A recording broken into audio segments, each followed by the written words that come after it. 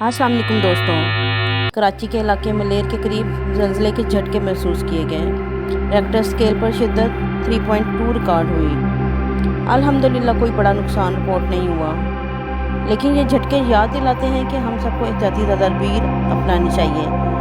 मज़ीद मालूमाती इंफॉर्मेशंस के लिए चैनल को सब्सक्राइब करें, द वर्ल्ड इंफॉर्मेशन चैनल को, और सब्सक्राइब करें, लाइक करें, शेयर करें। अल्लाह हाफिज़।